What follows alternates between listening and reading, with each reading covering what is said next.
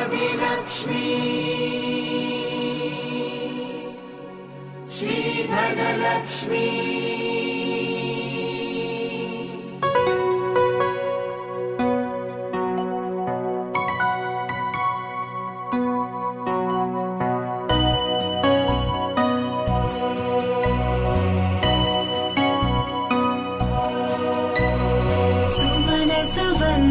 सुन्दरि माधवी चन्द्र सहोदरि हेममयी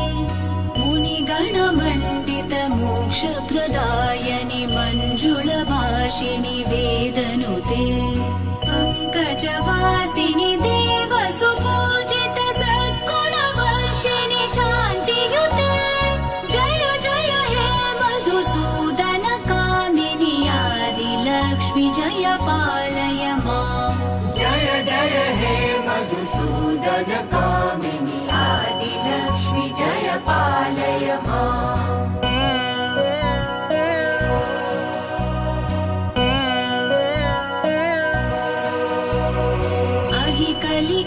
अहिकलिकल्मषनाशिनि कामिनि वैदिकरूपिणि वेदमये क्षीरसमुद्भव मङ्गलरूपिणि मन्त्रनिवासिनि मन्त्रनुते मङ्गलदायिनि अम्बुजवासिनि देवगणाश्रित पादयुते जय जय हे मधुसूदन कामिनि धान्यलक्ष्मि जय पालय माम् जय जय हे मधुसूदन कामिनि धान्यलक्ष्मि जय पालय माम्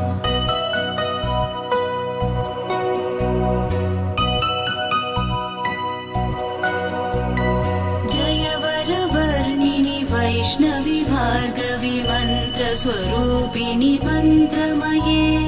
सुरगणपूजित शीघ्रफलप्रद ज्ञानविकासिनि शास्त्रनुते भवभयहारिणि पापविमोचनि साधुजनाश्रित पादयुते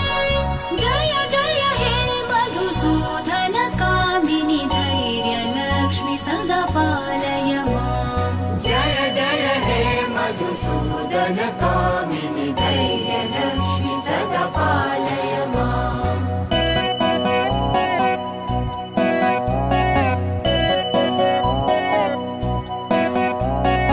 जय जय दुर्गतिनाशिनि कामिनि सर्वफलप्रद शास्त्रमये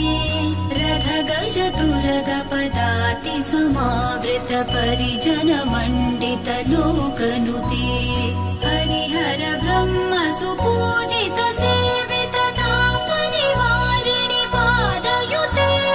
जय जय हे मधुसूदन कामिनि गजलक्ष्मी जय पालय माम् जय जय हे मधुसूदन कामिनि गजलक्ष्मी जय पालय माम्।